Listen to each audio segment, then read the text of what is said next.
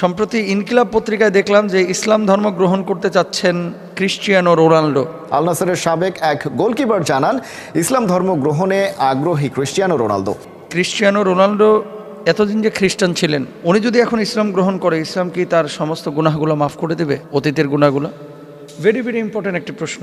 Cristiano Ronaldo তিনি European একজন footballer. সারা পৃথিবীতে তার যশ খ্যাতি আছে ফুটবল অঙ্গনে, সম্ভবত পর্তুগালের, আমি যতটুকু পত্রিকায় দেখেছি। আসলে এই কথাটা উঠেছে মূলত তার সতীর্থ গোলকিপার ওয়ালিদ আবদুল্লার একটা মতামতকে কেন্দ্র করে।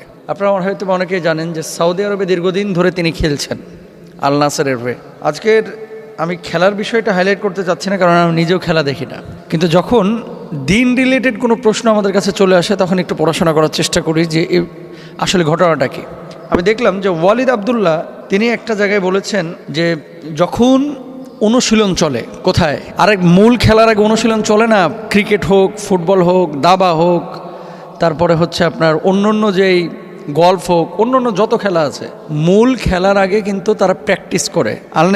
আল নাসরের এই সতীর্থ সাবেক গোলকিপার তিনি বলছেন, ওয়ালিদ আবদুল্লাহ, যে উনি সৌদি আরবে আসার পরে এই যে আজান, মক্কার আজান, মদিনার আজান, উনি তো সব মক্কা মদিনায় তো ঢোকেন না, কারণ মক্কা মদিনার বাইরে তিনি অবস্থান করেন।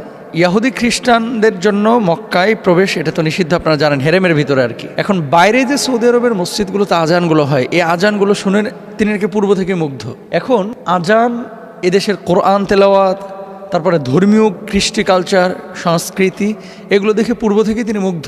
তো এগুলো নিয়ে উনি সতীর্থদের কাছে বারবার জিজ্ঞেস করেন, এটা কি, সেটা কি, এটা কি, ওটা কি। জিজ্ঞেস করতে করতে করতে একসময় ইসলাম সম্পর্কে মোটামুটি তার ধারণা হয়। এবং তিনি বলতেছেন যে যখন মানে ম্যাচের আগে প্রস্তুতি চলে, তখন যদি আজান হয়, উনি কোচকে পর্যন্ত বলেন যে এখন প্র্যাকটিস বন্ধ রাখেন, কোচকে পর্যন্ত বলেন। এবং উনি নিজেও নাকি প্র্যাকটিস কখনো কখনো বন্ধ রাখেন, কখনো কখনো। বিষয়টা অবশ্যই পজিটিভ, অবশ্যই পজিটিভ। এখন কথা হচ্ছে, আপনি যে প্রশ্নটি করেছেন যে উনি যদি ইসলাম কবুল করে, ওয়ালিদ আবদুল্লার কথা অনুযায়ী যে ইসলামের প্রতি তার আগ্রহ আছে, এবং তিনি নিজের সতীর্থদেরকে নামাজের সময় হলে এমন বলে, নামাজ পড়বা না, তোমাদের না নামাজের সময় হয়েছে, আজান হচ্ছে, নামাজ পড়ো।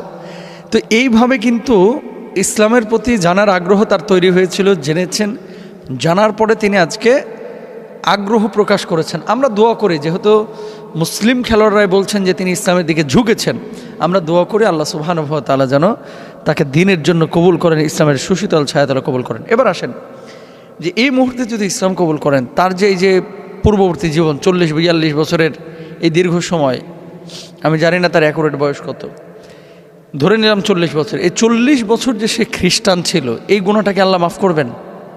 ভাই, শুধু 40 বছর না, হাদিসের ভাষ্য অনুযায়ী ধরেন আপনি 100 বছর বেঁচেছেন, 99 বছর 11 মাস 29 দিন, এই দিনে এসে আপনি ইসলাম কবুল করেছেন, বাকি 100 বছরের 99 বছর আপনি খ্রিস্টান ছিলেন। আপনি ইসলাম এবং ঈমান কবুল করার সঙ্গে সঙ্গে আল্লাহ রাব্বুল আলামিন এই 100 বছরের সমস্ত গুনাহ মাফ করে দেবেন। কত বড় কথা! তোর ক্রিশ্চিয়ানো রোনালদো যদি এখন ইসলাম কবুল করে, অবশ্যই তার গুনাহ মাফ হয়ে যাবে। এখন আপনার আমার করণীয় কি? আপনার আমার করণীয় হচ্ছে, দেখেন, আমরা বারবার একটা কথা বলি, আদর করে, ভালোবেসে, সোহাগ করে মানুষকে দিনটা যত সহজে বোঝানো যায়, আক্রমণাত্মক হয়ে মার কাট করে সবসময় কিন্তু মানুষের ভিতরে জায়গা করা যায় না, দিনটা ঢোকানো যায় না, প্রবেশ করানো যায় না। এই জন্য আমরা সবসময় অমুসলিমদের সাথে যখন চলাফেরা করব, দেশে হোক বিদেশে হোক, ইসলামের সৌন্দর্যগুলো আমরা তুলে ধরার চেষ্টা করব। এতে করে ইফেক্টটা বেশি হয় সামাজিকভাবে, এবং এতে করে ইসলামের সৌন্দর্যটা অমুসলিমরা খুব সহজে অ্যাকসেপ্ট করতে পারে। আল্লাহ তাআলা আমাদের সবাইকে বোঝার তৌফিক দান করুন।